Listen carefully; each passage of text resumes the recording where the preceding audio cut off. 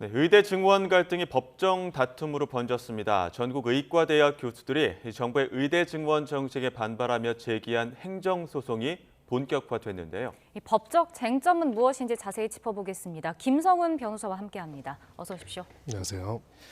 일단 전공의 집단 사직 사태 이제 4주째인데 의대 교수들이 부처 장관들 상대로 소송을 제기했거든요. 어떤 내용입니까? 네, 기본적으로 행정소송과 함께 집행정지 신청이라는 걸 했습니다. 예. 어떠한 행정처분이 있을 때 그 행정처분의 효력을 집행을 정지해달라는 것이고요. 보통 그 행정처분을 취소해달라는 소송을 제기하면서 그 소송의 결론이 나올 때까지는 일단은 행정처분의 효력을 정지해달라는 것이 기본적인 취지라고 볼 수가 있습니다. 청구 취지, 신청 취지는 일단 그렇게 되어 있고요. 이유로 이야기하는 것은 지금 있는 의대 증원 정책이라는 것이 소위 고등교육법에 위반되는 것으로서 긴급하게 정지할 필요성이 있다라고 그렇게 주장하고 있는 상황입니다. 네, 지금 얘기를 해주셨는데 의대 교수협의회 측에서 이제 고등교육법에 어긋난다라고 주장을 하는 거잖아요. 이게 현행법상 문제가 되는 부분이 있는 건가요? 네, 현행 고등교육법상으로는 기본적으로 교육부 장관이 입시와 관련된 기본적인 계획들을 4년 전부터 이제 공표하도록 되어 있고요. 여기에 따라 가지고 구체적인 입학 정원들이나 내용들에 대한 부분들은 각 대학의 장이 해당되는 내용들이 매 입학연도에 전학연도가 개시되는 날에 10개월 전까지 입학 전형 계획을 수립하여 공표하도록 되어 있습니다. 네. 사항에 있어 가지고 주어가 빠져 있는데 주어의 이제 핵심은 대학의 장입니다. 원래는요. 네. 예, 이렇게 되어 있는데 기본적으로는 이런 법령이 만들어진 취지는 대학의 입학 교육 계획 관련해서 입시 계획 관련해서 굉장히 중요하고 예측 가능성이 있어야 하기 때문에 이 부분에 있어서 교육부 장관이 상당히 큰 틀에서 관련된 내용들을 먼저 공표를 하면은 각 대학의 장도 거기에 맞춰 가지고 이렇게 공표를 해야 한다는 내용이고요. 이걸 바탕으로 지금 교수협의회에서는 기본적으로 대학 대입 전형 시행 계획을 입학연도 1년 10개월 전에 공표를 해야 하는 것인데 25학년도부터 이렇게 한다라고 하는 것들은 이런 고등법령에 있는 절차들을 위반한 것이다라는 취지로 관련된 행정처분을 관련된 공표 자체에 대해서 그 효력을 정지해달라 이런 신청을 한 것입니다. 예, 그러니까 의대 교수협의회에서는 이제 복지부 장관이 의대 증원을 결정할 권한이 없다 이렇게 주장을 하고 있는 거고. 근데 정부 입장에서는 이렇게 소송을 진행하려면 소송을 낸 당사자 입장에서 그 자격이 있느냐도 봐야 되는 거 아닙니까? 근데 이제 정부는 교수협이 어찌됐든 소송을 낼 자격이 없다 이렇게 보는 거 아니에요? 네, 그렇습니다. 이 사건에 대해서는 지금 일단은 이것이 고등교육법에 위반되는지를 판단하기 전에 본안 전에 이제 각하가 될 수 있는지 여부를 확인하는 즉 소송 요건이 갖춰져 있는지를 먼저 확인하게 됩니다. 예. 그 첫 번째로는 당사자 적격이 있는가, 그 당사자가 소위 말해서 이 처분과 관련된 적정한 이익과 이해관계가 있는지를 먼저 확인을 해야 하고요. 두 번째로는 뭐 당연한 거지만 해당되는 것이 처분으로서의 성격으로서 행정 취소의 대상이 되는 것인지도 행정 소송의 대상이 되는지도 중요합니다. 예. 이 두 가지 부분에 있어서 정부는 항변을 하고 있고요. 무엇보다도 첫 번째로 구체적으로 지금 입시 증원 계획이 뭐 공표된 것도 아니고 보건복지부 차원에서 의료정책상 의사를 증원하겠다는 계획 그리고 그 계획에 따라서 각 대학의 장으로부터 증원 신청을 받는 단계에 불과하기 때문에 구체적으로 국민의 권리 의무에 영향을 미치는 처분이 이루어진 게 아니기 때문에 기본적으로 소송의 대상이 될 수 있는 처분 자체가 존재하지 않는다라고 예. 일단은 주장하고 있는 상황이고요.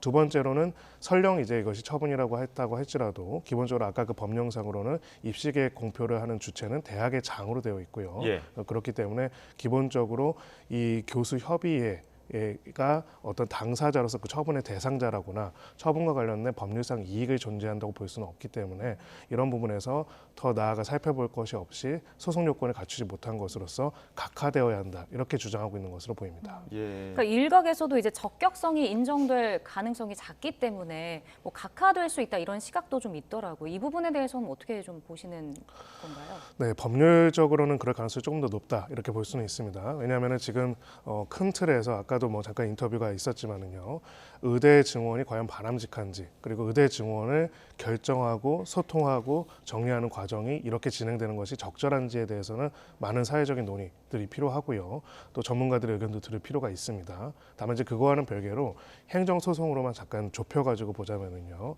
일단은 이 행정소송 같은 경우에는 원칙적으로 이것이 행정처분, 즉 처분성이 있어야지 인정이 원칙적으로 그 대상이 될 수 있습니다. 즉 예를 들어서 누군가한테 과징금 얼마를 내라. 누군가한테 뭐 철거를 해라 이런 거는 분명한 처분이 있죠. 두 번째로는 그 처분의 대상자, 실제로 그거를 철거해야 하거나 과징금을 내야 하는 당사자는 자신의 이익과 관련이 있기 때문에 소송을 제기를 할 수 있습니다. 이게 행정소송의 기본적인 틀이라고 볼 수 있고요.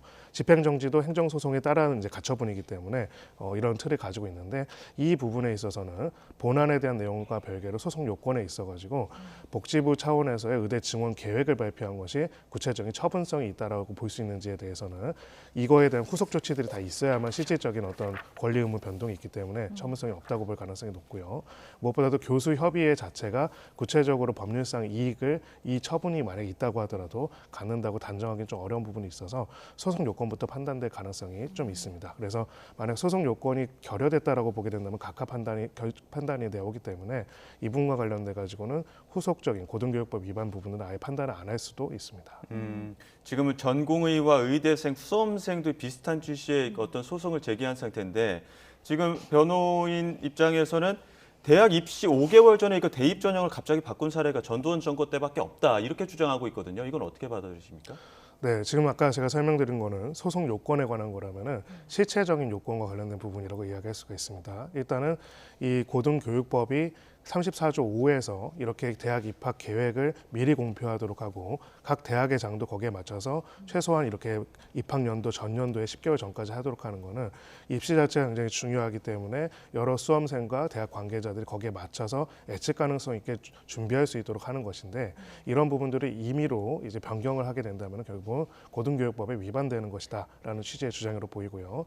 결국 입학 계획 전형과 그런 내용들에 있어서는 충분한 사회적인 논의와 그걸 거쳐가지고 진행이 되어 왔는데 이것이 안 된다는 취지입니다. 예. 아마 저 고등교육법 34조의 5 3항인가 2항에는 이런 내용이 있습니다. 1항에 이제 교육부 장관이 관련된 내용을 공표를 하면은 거기에 대해서 학교 및 학교 협의회 등과 여러 가지 의견들을 청취해가지고 정책에 반영해야 한다는 그런 조항들도 있거든요. 이런 부분에 있어서의 의견 수렴과 사회적 논의 절차가 없이 이루어지는 것에 대한 비판으로 보입니다. 다만 이제 법률적으로 보자면은 이 고등교육법에서는 지금 보는 것처럼 5항에서 대통령령으로 정하는 바에 따라서 공표 시기를 달리 정할 수 있다고 되어 있고요. 예. 대통령령이라는 거는 기본적으로 국회에 통과를 하지 않고 대통령으로 그냥 제정을 할 수가 있는 예. 거기 때문에 현실적으로는 정부에서 구체적으로 입학 정원 계획들을 수립하고 실행하는 단계에서는 대통령을 수정해가지고 이 부분에 있어서 법령상 위반 그런 부분들을 피해가고자 할 가능성도 있습니다. 네. 지금 앞으로 일정도 좀 궁금해지는 게 의료 공백 사태가 계속 장기화해서 이제 피해가 더 커지고 있는 상황이잖아요. 재판부 판단이 좀 빨리 나올 수는 있을까요? 네, 기본적으로 집행정지와 같은 가처분 사건은 긴급한 필요성이 있는 경우에 정지를 요청하는 거기 때문에 거기에 따른 결정도 굉장히 빠르게 나옵니다. 그래서 보통은 신문기일을 한 번, 보통 좀 중요한 사항에는 2번 정도 잡아서 보통 아무리 늦어도 한 달 이내에는 결정이 나온다고 볼 수가 있고요. 보통 아주 중요한 사항 같은 경우는 그보다 더 빠르게 결정이 나올 수도 있습니다. 예. 지금 앞서 그 의협 입장도 들어봤습니다만 지금 2,000명 증원 규모를 좀 축소해달라, 대화의 단초를 마련해달라 이렇게 주장을 하고 있습니다. 근데 25일부터 일단 사직서를 제출하겠다고 했고 뭐 환자 진료에 최선을 다하겠다고 했습니다만 이게 만약에 환자의 피해가 이어진다, 그렇게 됐을 때는 정부에서도 행정명령을 검토하겠다 이런 입장이거든요. 이런 부분과 관련해서 어떻게 보면 법적으로 그런 좀 제한하는 것들이 가능하다고 보십니까?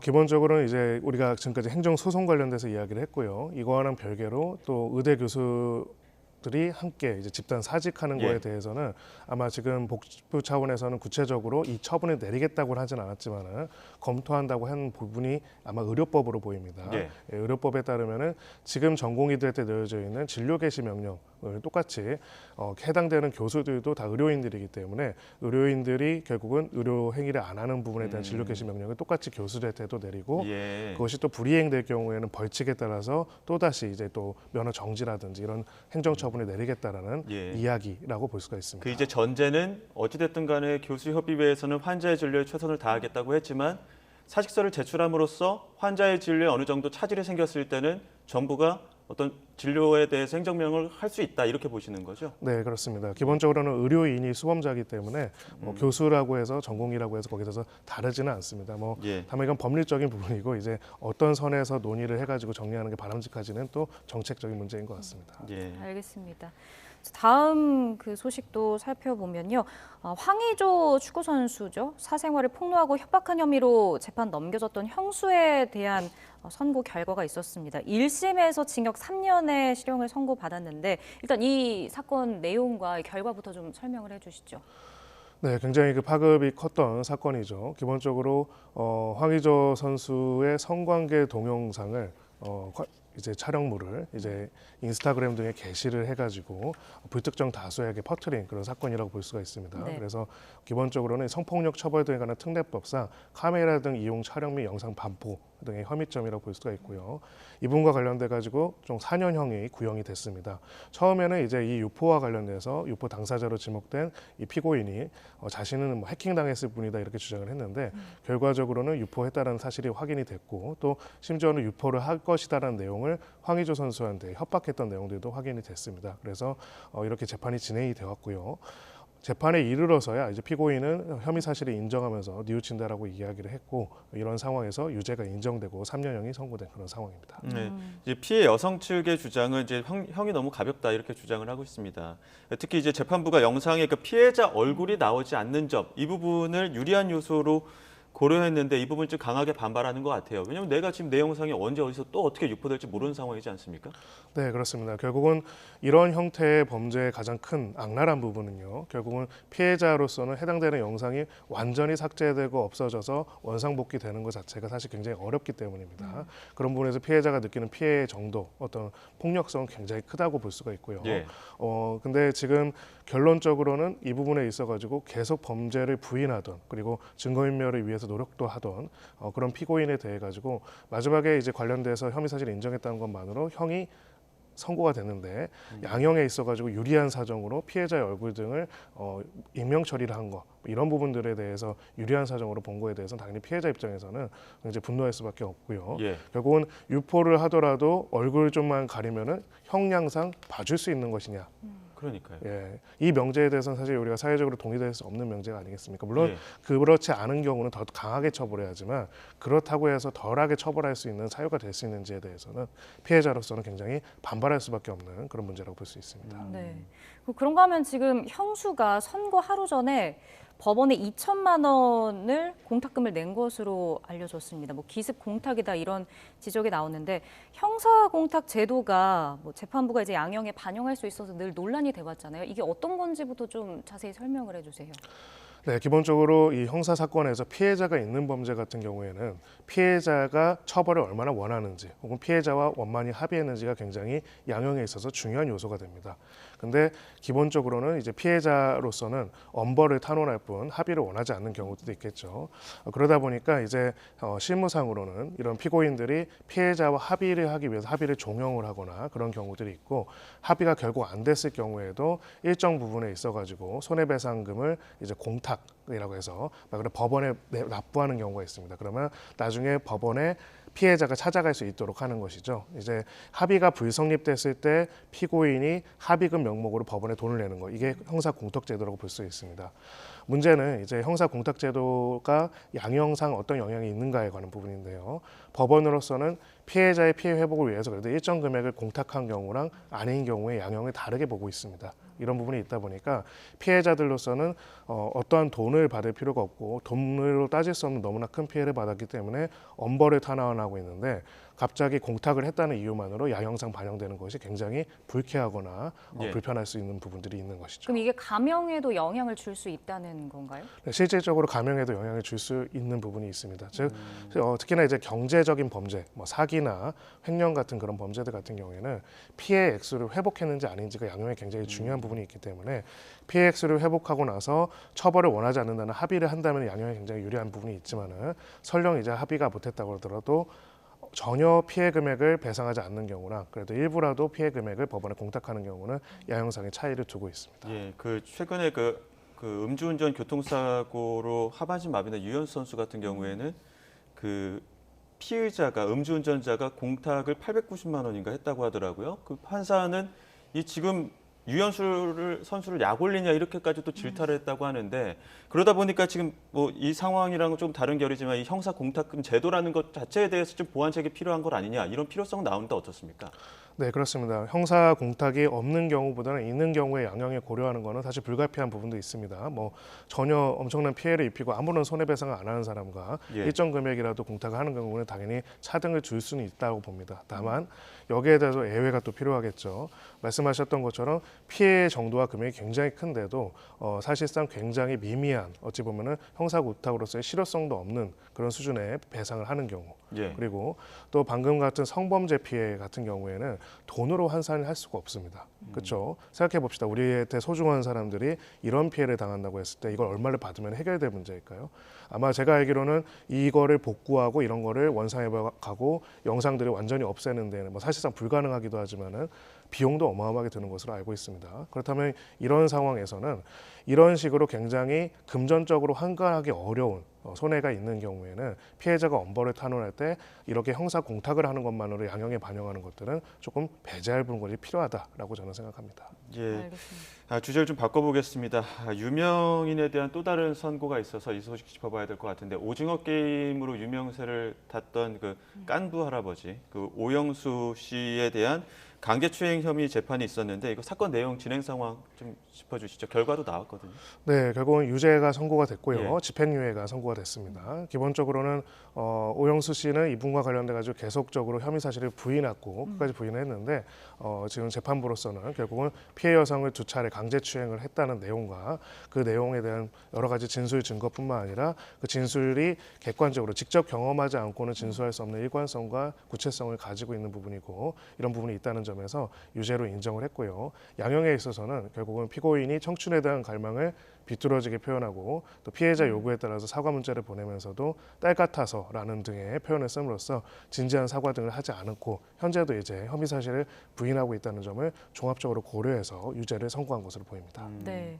뭐 앞서 검찰은 징역 1년의 실형을 구형했는데 실제 선고에서는 좀 감형이 됐었잖아요. 이제 근데 재판부 입장에서는 피해자가 이제 주장이 일관돼서 또 경험하지 않으면 말할 수 없는 내용이었다라고 좀 이야기를 했고, 하지만 오영수 씨는 계속해서 혐의를 부인하고 있는 상황인데 이런 그 발언들이 좀 영향을 미쳤다고 보십니까?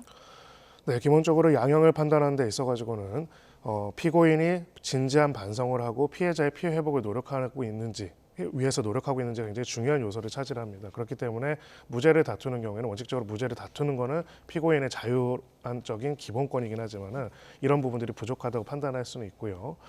다만 이제 이분과 관련돼서는 오영수 씨의 입장에서는 계속 이 진술 증거 말고는 다른 증거가 없고 다른 객관적인 증거가 없고 정황상으로도 그런 범죄가 저질렀다고 보기 어렵다는 주장을 계속하고 있는 그런 상황입니다.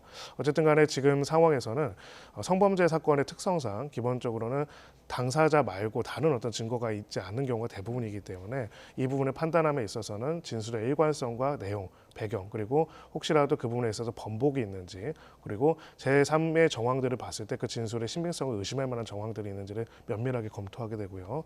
그런 부분들이 만약에 없다고 한다면은 기본적으로 그 증거의 가치를 인정할 수는 있다 이렇게 볼 수 있습니다. 예, 그러니까 검찰이 구형한 건 징역 1년 실형이었었는데 재판부 판단은 징역 8월에 집행유예 2년이란 말이죠. 그러다 보니까 어느 정도 검찰의 구형량보다는 좀 적어지는 부분인데 그거는 증거가 어떤 피해자의 진술만 있어서입니까? 아니면 어떤 다른 요소들이 작용을 한 겁니까?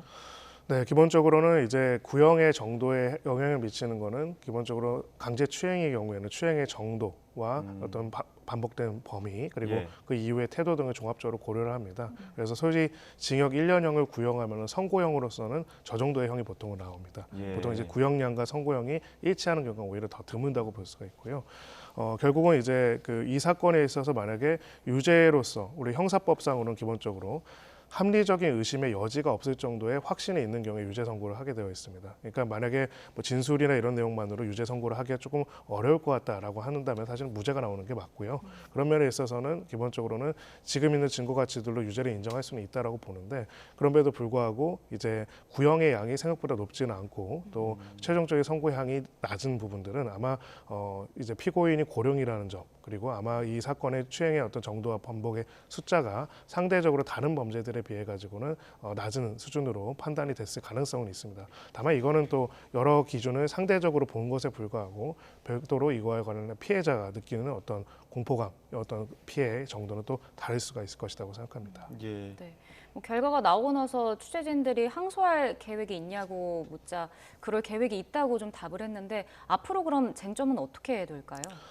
네, 결국은 이제 무죄를 계속 주장을 하고 있기 때문에 유죄 선고가 있는 이상 항소 여부는 빠르게 결정할 것으로 보입니다. 형사소송 같은 경우에는 7일 이내에 항소하게 되어 있기 때문에 아마 곧 항소 여부의 결정을 알 수가 있을 것으로 보이고요. 무죄를 계속 다툴 것으로 보이는데 결국은 피해자 진술의 일관성과 그 진술이 객관적인 정황 등이랑 맞는지에 대해서 계속적으로 다툴 것으로 보입니다. 예, 알겠습니다. 여기까지 듣도록 하겠습니다. 지금까지 김성원 변호사와 함께했습니다. 고맙습니다. 고맙습니다.